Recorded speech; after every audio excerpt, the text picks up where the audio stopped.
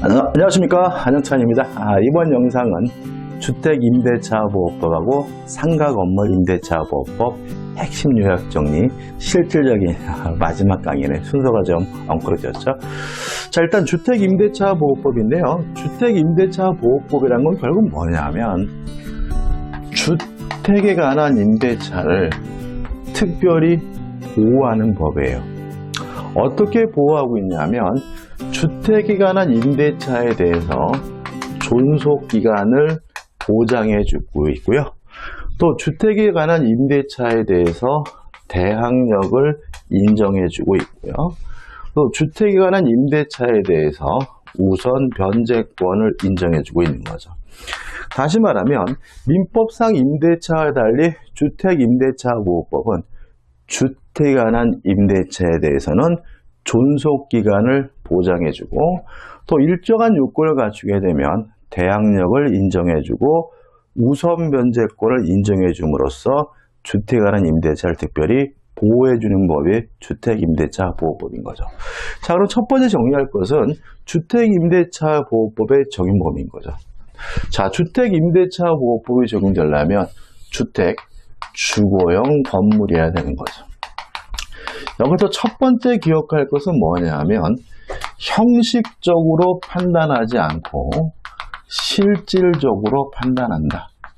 다시 말하면 공부상 용도를 가지고 판단하는 것이 아니라 실질적으로 주거용이냐 아니냐 여부를 판단하게 되고요. 이거를 판단하게 되는 기준 시점은 임대차 계약 시예요.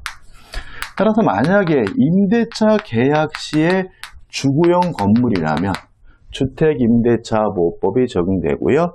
임대차 계약 시에 주거용 건물이 아니라면 주택임대차보호법이 적용되지 않는 거죠. 그 다음에 두 번째, 일부가 비주거용으로 쓰이고 있더라도 주택임대차보호법을 적용한다. 다시 말하면 전체가 다 주거용 건물이어야 되는 것은 아니고요. 일부가 비주거용이어도 주택임대차보호법에 적용되고요. 그 다음에 세 번째 문제는 임차인인데 일단 임차인은 원칙적으로 자연인이어야 돼요. 법인의 만약에 임차인인 경우에는 원칙적으로 주택임대차보호법이 적용되지 않습니다. 여기서 예외가 있는데 만약에 이 법인인 임차인이 주택공사거나 또는 지방공사인 경우에는 예외적으로 주택임대차보호법이 적용될 수가 있고요. 또 이 법인인 주택임차인이 만약에 중소기업인 경우에는 예외적으로 주택임대차보호법이 적용될 수 있다는 거 기억해 두셔야 되고요. 그 다음에 자연인이라면 내국인에게도 주택임대차보호법이 적용되고요. 외국인에게도 주택임대차보호법이 적용이 된다. 여기서 이제 문제가 되는 것은 뭐냐면, 자, 주택임차인이 대항력을 취득하려면 주민등록을 해야 되는데, 외국인은 주민등록을 하지 못하거든요. 그래서 우리 판례는 외국인의 경우에는, 외국인 등록, 주민등록이 아니라 외국인 등록 또는 뭐 거주지 등록 이런 걸 하게 되면 주택임대차보호법을 적용하고 대항력을 인정해 준다는 것이 우리 판례의 입장입니다. 그 다음에 존속기간을 보장합니다. 최소한 몇 년이 보장이 되냐면 2년이 보장이 돼요. 여기서 조심할 것은 2년이 보장된다는 거거든요. 따라서 만약에 2년 미만으로 예를 들어서 1년을 계약했다면 최소한 2년을 보장해 줘야 되니까 임대인은 1년을 계약했더라도 2년 동안 살게 해야 되고요. 조심할 것은 이것은 보장되는 기간이지 의무는 아닙니다. 따라서 1년 계약을 했으면 임차인은 나 1년만 살겠다고 해도 상관이 없게 하셔야 되겠죠. 그 다음에 존속기간과 관련돼서 주택임대차의 법정갱신도 같이 정리하면 되는데 일단 요건은 만료 전입니다. 만료 전 임대인이 6월부터 사이에 나가라 또는 보증금을 올려달라 또는 월세를 올려달라는 특별한 의사표시가 없었고요.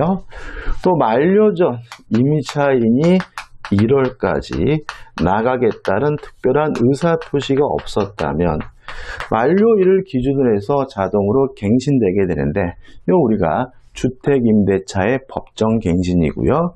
존속기간은 또다시 2년입니다. 존속기간이 2년인데 이것도 2년이 보장되는 것이지 2년을 살아야 될 의무가 있다고 보는 것은 아니기 때문에 임차인은 언제든지 자유롭게 해지 통지할 수가 있고요. 임차인이 해지 통지를 하게 되면 3월이 경과하면 임차권이 소멸되게 된다는 거 꼭 기억해 두시기 바랍니다. 다시 말하면 주택임대차의 법정갱신 요건에서 임대인의 요건과 임차인의 요건이 달라요. 임대인은 뭐 어떻게 됩니까? 만료 전 6월부터 1월 사이에 나가라고 해야 법정갱신을 막을 수가 있고요. 임차인은 만료 전 1월까지만 나가겠다고 하면 법정갱신을 막을 수가 있고요. 존속기간은 또다시 몇 년입니까? 2년이 되는데 임차인은 언제든지 자유롭게 해지 통지할 수 있고 임차인이 해지 통지를 하면 몇 개월이요? 3월이 경과하게 되면 임차권이 소멸되게 된다는 거 꼭 기억해 두시기 바랍니다. 그 다음에 주택 임차권자에게는 대항력을 인정해 주죠. 요건은 뭔가요? 인도받고 주민등록을 하면 언제 대항력이 생깁니까? 이길날 대항력이 생기죠. 주민등록을 하면 이길날 대항력이 생긴다는 말은 결국은 주민등록을 한 그 이길과 최우선순위 저당권과 비교해가지고 경매가 됐을 때 소멸 여부를 판단한다는 얘기고요.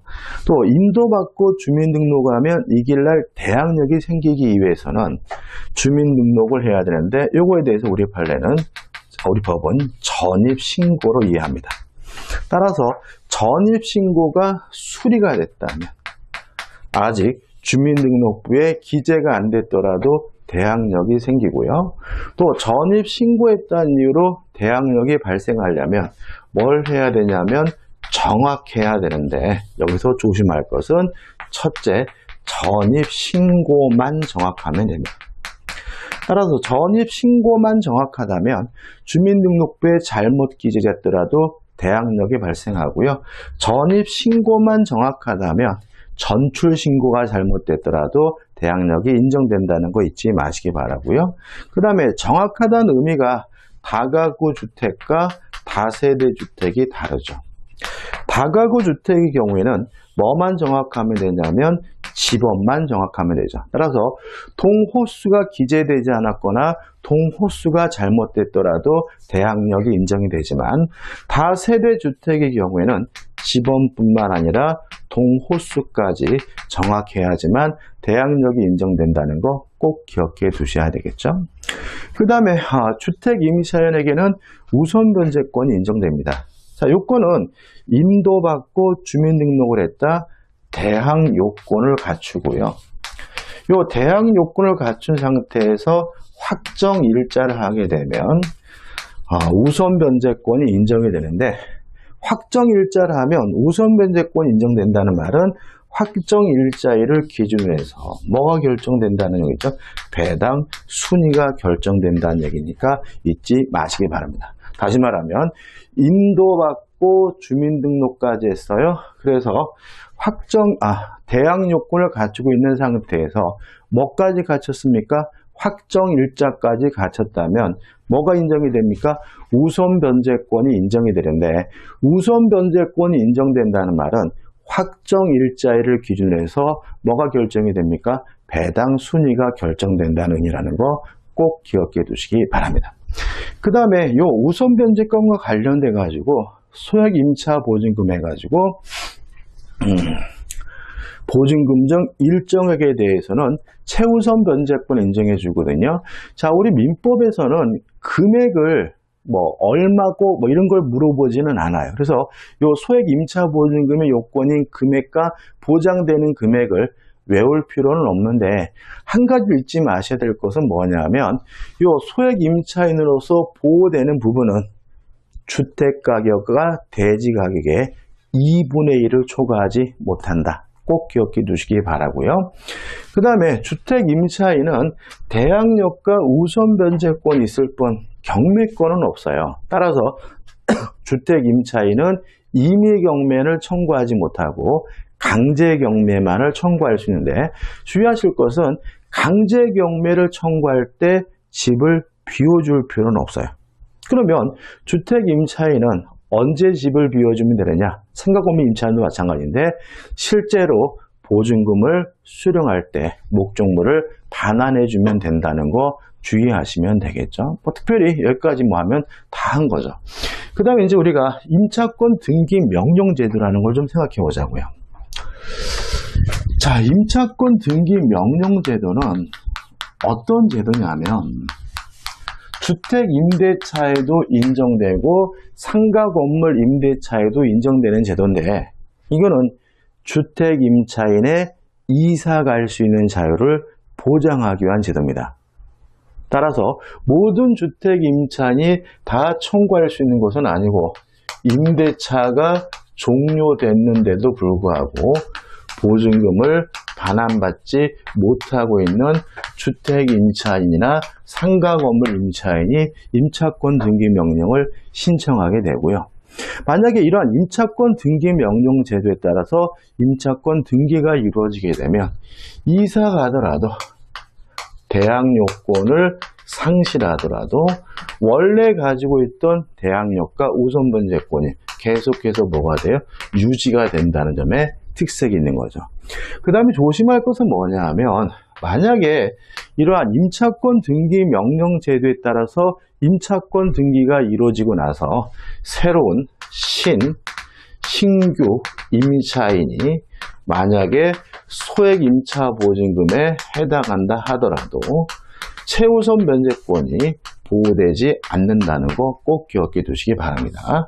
자, 임차권 등기 명령 제도는 누가 신청합니까? 임대차 계약이 종료가 됐는데도 불구하고요. 보증금을 반환받지 못하고 있는 주택 임차인이 청구하게 되고요. 효과는 이사 가더라도 대항력권을 상실하더라도 원래 가지고 있던 대항력과 우선 변제권이 소멸되지 않고 뭐가 돼요? 유지가 되고요. 조심할 것은 새로 이사원 임차인이 소액 임차인으로서 보장되지 않는다는 것까지 기억해 두시면 되겠죠. 그 다음 마지막으로 간단하죠 여러분들. 주택임대차보호법에 대한 판례를 좀 정리하긴 해야 되지만 법 내용 자체는 특별히 어려운 건 없는 거죠. 저만 그런가요?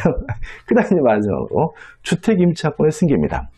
자, 주택임차권도 재산권이니까 물론 상속이 됩니다. 근데 문제는 사실혼 관계에 있는 배우자는 상속권이 없거든요. 따라서 임차인이 사망했을 때 사실혼 관계에 있는 배우자는 임차인의 재산을 상속받을 수는 없습니다. 다만 주택 임차권만은 승계받을 수가 있어요. 자, 어떻게 승계받냐면은 첫째, 임차인이 사망했는데 상속인이 없으면 단독으로 승계받게 되고요. 두 번째, 임차인이 사망했는데 상속이긴 있긴 하지만 가정 공동생활하지 않는 경우에는 이촌 이내 친족과 공동으로 승계를 하게 되고요. 만약에 사실혼 관계에 있는 배우자가 승계를 원하지 않는다면 1월 이내에 반대 의사를 표시하면 승계되지 않는다는 것까지 정리하시면 됩니다. 끝입니다. 간단하죠, 여러분들? 그죠? 자, 그 다음에 이제 상가 건물 임대차죠. 너무 간단하게 설명드렸더니 조금 뭔가 좀 아쉽긴 하지만 그래도 이 정도 확실하게 기억하시고요. 문제를 가지고 연습하시면 돼요. 실제로 우리가 경매 부분도 중요하긴 한데 그건 우리가 전세권에 설명드렸기 때문에 또 설명드리지 않고 있는 겁니다. 자, 상가 건물 임대차 보호법도 결국은 상가 건물에 관한 임대차를 특별히 보호하는 법이에요. 물론 보호하는 법은 상가 건물에 관한 임차권은 물권이 아닌데도 불구하고 일단 첫 번째 존속기간을 보장해주고 있고요. 두 번째 일정한 요건을 갖추면 대항력을 인정해 주고요. 그 다음에 세 번째, 우선 변제권을 인정해 주게 되는 거죠. 일단 대항력은 인도받고 사업자 등록을 신청하면 이길날 대항력이 인정됩니다. 따라서 사업자 등록을 신청한 이길과 최우선순위 저당권과 비교해가지고 소멸 여부를 판단하게 되고요. 그 다음에 대항 요건을 갖춘 상가 건물 임차인이 만약에 확정 일자까지 갖췄다면 우선 변제권을 인정하기 때문에 확정 일자를 기준으로 해서 배당 순위가 결정이 되는 거거든요. 근데 이 부분은 주택임대차보호법과 거의 대동소이하기 때문에 뭐 굳이 따로 공부할 건 없는 거죠. 그러면 상가 건물 임대차보호법은 결국은 상가 건물 적용 범위와 그 다음에 존속기간 요거하고 그 다음에 권리금 보호 규정 요 세 부분에 대해서 집중하면 되는 거죠. 자, 일단 상가 건물 임대차 보호법은 모든 상가 건물 임대차가 다 적용되는 것은 아니고 환산보증금이 일정 금액을 초과하지 않아야 상가 건물 임대차 보호법이 적용이 되는 거죠. 따라서 만약에 환산보증금이 일정한 금액을 초과하게 되면 그때는 뭘 적용하냐면 뭘 적용합니까? 민법을 적용하게 되는 거예요. 제가 지금 갑자기 환산보증금이 헷갈리는데 환산보증금 갑자기 얼마죠? 이 환산보증금에 대해서는 서울만 기억하면 되거든요. 서울 맞겠죠, 여러분들? 제가 만약에 틀렸으면 제가 댓글에다 달아놓습니다. 환산보증금이 서울이 얼마죠? 6억 1천이죠. 갑자기 개정됐을 줄 모르겠다는 불안한 6억 1천만 원입니다. 그래서 6억 1천만 원을 초과하지 않는 경우에만 상가 건물 임대차 보호법이 적용되고요. 저처럼 헷갈리지 마시고 이 서울 지역 6억 1천만 원은 꼭 기억해 두셔야 돼요. 그럼 여기서 우리가 좀 생각해 볼 것은 뭐냐 하면 만약에 환산보증금이 6억 1천만 원을 초과했어요. 그러면 원칙적으로 이때는 뭐가 적용되냐면 민법이 적용이 되는 거죠. 민법이. 따라서 민법이 적용되기 때문에 이 환산보증금이 6억 천을 초과한 경우에는 대단히 그 지위가 취약하기 때문에 다만 예외적으로 상가 건물 임대차 보호법의 규정을 적용해 주는 게 있어요. 이거 좀 주의하셔야 되는데 첫째, 대항력은 인정해 줍니다. 다시 말하면 환산보증금이 6억 1천만 원을 초과한다 하더라도 무엇은 인정해줘요? 대항력. 인도받고 사업자 등록을 신청하면 이길날 뭘 인정해주냐면 대항력을 인정해주고 있고요. 그 다음에 두 번째로 10년을 초과하지 않는 범위 내에서 계약 갱신 요구권은 인정해줍니다. 다시 말하면 6억 1천을 초과하는 경우에도 무엇을 인정해줍니까? 계약 갱신 요구권을 인정해줘요. 그 다음에 원래 민법상 임대차와 주택임대차는 2기분의 차임을 지급하지 않으면 임대차 계약을 해지할 수 있는데 상가 건물 임대차의 경우에는 3기거든요. 그래서 초과하는 경우에도 3기분의 차임을 지급하지 않는 경우에 해지할 수 있다는 규정을 적용해주고 있고요. 그 다음에 마지막으로 권리금 보호 규정을 적용해주고 있습니다. 자, 이 네 가지를 기억해 두시면 표준계약서 이런 거 중요하지 않습니다. 여기서 우리가 잊지 말 것은 자, 생각해 보세요. 대항력은 인정해줘요. 그렇지만 우선 변제권은 여전히 인정되지 않는다. 따라서 이 금액을 초과하는 상가 건물 임차인이 서로 확정 일자를 했다 하더라도 배당 순위가 주어지지 않는다는 거 잊지 마시기 바라고요. 또 10년을 초과하지 않는 경우에 갱신 요구권을 인정하지만 최단 기간은 보장하지 않습니다. 따라서 존속 기간의 약정이 없으면 1년인 것이 아니라 언제든지 자유롭게 해지 통지할 수 있고 임대인이 하면 6월, 임차인이하면 임대인이하면 6월, 임차인이하면 1월 지나면 임차권이 소멸되게 되고요. 그 다음에 법정갱신에 관한 규정도 상가 건물 임대차 보호법에 적용되는 것이 아니라 뭐가요? 민법에 적용되게 된다. 다시 말하면 환산보증금이 6억 1천을 초과하는 경우에는 대항력은 인정하지만 우선 변제권은 인정하지 않고요. 10년을 초과하지 않는 범위 내에서 갱신 요구권을 인정하지만 법정갱신 제도는 민법을 적용하고 있고 최단 기간도 보장하지 않는다는 거 잊지 마시기 바랍니다. 이것도 시험에 최근에 출제됐고 또 나올 수도 있는 거죠. 그 다음에 존속기간이죠. 일단 존속기간에서 상가 건물 임차인은 최단 기간을 보장해 줍니다. 몇 년을 보장하냐면 1년을 보장해줘요. 어떤 분들은 10년을 보장한다. 그 동안 계약갱신 요구권이 인정이 되는 것이지 10년이 보장되는 게 아닙니다. 최단 기간에 몇 년을 보장해줘요? 1년을 보장합니다. 그 다음에 법정갱신 제도가 인정되는데 이 법정갱신의 요건은 뭐냐면 만료 전 6월부터 1월 사이죠.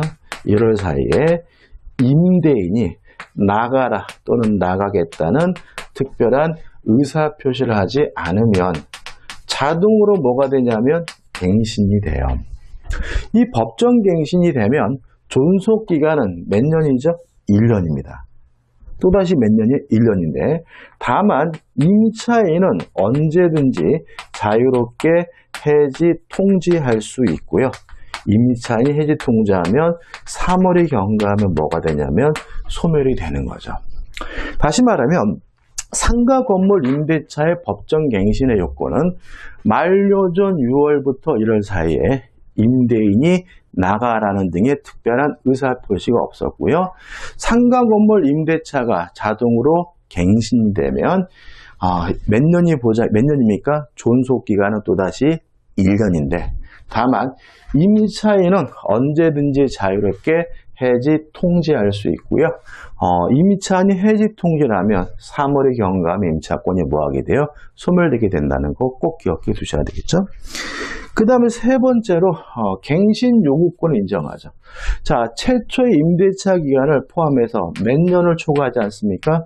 10년을 초과하지 않는 범위 내에서 상가 건물 임차인은 갱신을 요구할 수 있다. 갱신 요구권이 인정이 되고요. 이러한 갱신 요구에 대해서 임대인은 원칙적으로 거부할 수가 없습니다. 따라서 여기서 실질적으로 몇 년이 보장되는 꼴이 되죠? 10년이 보장되는 꼴이 되죠.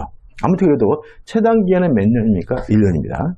자, 임대인은 원칙적으로 거부하지 못하는데 이러한 갱신 요구에 대해서 임대인이 갱신 요구에 대해서 거부할 수 있는 경우가 있어요. 이게 중요한데 첫째, 3기의 차임을 지급하지 않은 적이 있었을 때 몇 기입니까? 3기. 두 번째, 거짓이나 부정한 방법으로 임차한 경우 이건 중요하지 않고 세 번째, 서로 합의하여 상당한 보상을 제공한 경우입니다. 여기서 좀 조심할 것은 뭐냐면 임대인이 상당한 보상을 제공했다는 이유로 임차인의 계약갱신 요구에 대해서 거부하려면 서로 뭐가 있어야 돼요? 합의가 있어야 된다. 따라서 일방적으로 상당한 보상을 제공했다. 그러면 X고요. 상당한 보상을 법원에다 공탁했다. 이것도 뭐예요? X다. 다시 말하면 상당한 보상을 제공했다는 이유로 임대인이 임차인의 계약갱신 요구를 거부하려면 뭐가 필요합니까? 서로 합의가 필요한 거죠.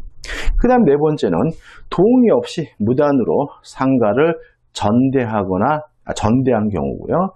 그 다음에 이제 다섯 번째인데 고의 또는 중과실로 상가 건물의 전부 또는 일부를 고의 또는 중과실로 파손한 경우죠. 여기서 조심할 것은 중과실이죠. 따라서 파손했다는 이유로 계약갱신 요구를 거부하려면 고의 또는 뭐 해야 돼요? 중과실. 따라서 만약에 상가 임차인의 경과실로 파손한 경우에는 임대인이 거부할 수 없다는 거 주의하시기 바라고요. 그 다음에 6번째, 임차 건물의 전부 또는 일부가 멸실되어 임대차 목적을 달성하지 못하는 경우인데 그건 중요하지 않고 7번째죠. 자, 7번째인데 전부 또는 대부분을 철거죠. 자, 지금 상가 건물 임대차를 철거하거나 재건축하게 된 경우에는 임대인은 임차인의 갱신 요구를 거부할 수 있어요. 근데 조선은 전부 또는 일부가 아니라 뭐죠? 대부분이다. 이것도 중요하죠. 그죠? 항상 우리가 전부 또는 일부인데 철거 또는 재건축에 대한 계약갱신 요구에 대해서는 전부 또는 뭐예요? 대부분이다. 조심하시기 바라고. 그 다음에 조심할 것은 뭐냐면 이러한 철거 재건축 계획을 언제 해야 되냐면 임대차 계약 체결 당시죠. 임대차 계약 당시에 뭐죠? 구체적으로 고지를 했어야 되는 거죠. 자, 그럼 이렇게 하는 거죠. 자, 철거하거나 재건축을 하게 됐어요. 이럴 때 임대인이 임차인의 계약갱신 요구를 거부할 수 있는데 어디를 철거 또는 재건축합니까? 전부 또는 대부분이다. 그 다음에 이러한 철거 재건축 계획을 언제 임대인에게 고지해 줘야 됩니까? 임대차 계약시다. 따라서 임대차 계약을 한 후에 나중에 고지한 경우에는 임대인이 임차인의 계약갱신 요구를 거부할 수 없음을 잊지 마시기 바랍니다. 정리해 볼까요? 자, 존속기간 중요하죠. 일단 최대한 기간 몇 년이 보장됩니까? 1년. 따라서 법정 갱신되면 존속기간이 또다시 몇 년입니까? 1년인데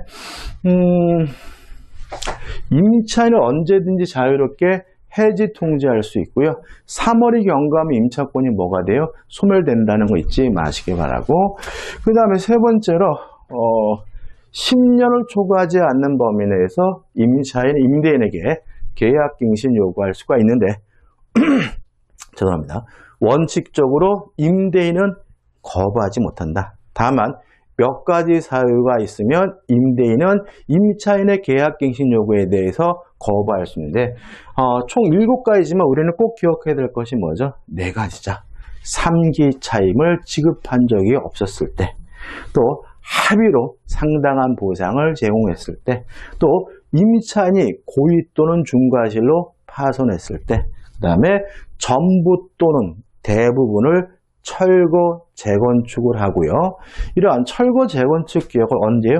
임대차 계약 시에 고지한 경우에는 임대인이 거부할 수 있다는 거 꼭 기억해 두시기 바랍니다. 자, 여기서 이제 우리가 마지막으로 이제 뭐냐면 권리금 회수죠.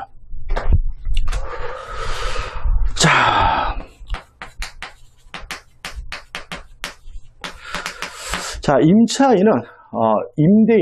임대인의 권리금 회수를 뭐 하지 못하냐면 방해하지 못합니다. 자, 방해하지 못하는데 요 방해하는 행위가 여러 가지가 있는데 우리가 한 가지를 잊지 않으셨으면 좋겠어요.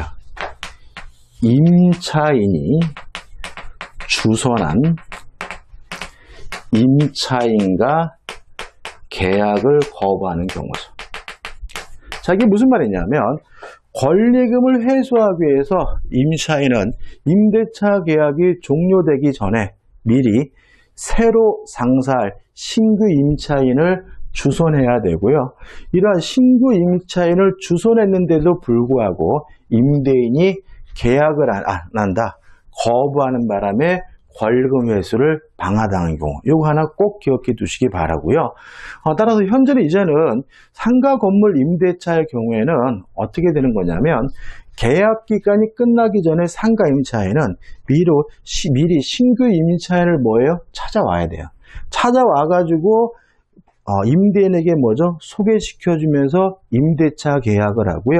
신규 임차인으로서 권리금을 신규 임차인으로부터 뭐 하는 거죠? 권리금을 회수하면 되는 거죠. 괜찮은 방법인 것 같아요.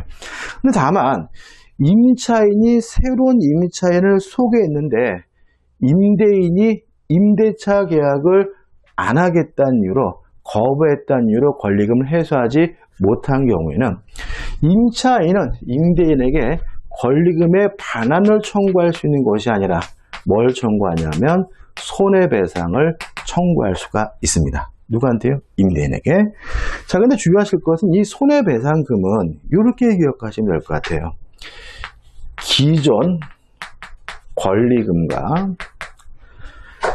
그 다음에 신규 임차인이 지급하기로 한 권리금 중 낮은 금액, 작은 금액을 초과하지 못합니다. 자, 이게 무슨 말이냐면 제가 예를 들어서 치킨집을 하면서 권리금을 얼마 주고 들어왔었냐면 1억을 두고 들어왔어요.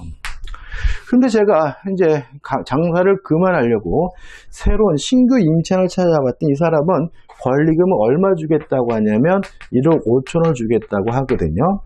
근데 제가 주선해준 이 신규 임차인과 임대인이 계약 체결을 거부하는 바람에 요 권리금을 회수하지 못했어요. 그럼 저는 임대인에게 손해배상을 청구할 수 있는데 둘 중에 작은 금액, 낮은 금액을 초과하지 못하니까 제가 최대한 받을 수 있는 손해배상 금액은 얼마가 되는 거죠?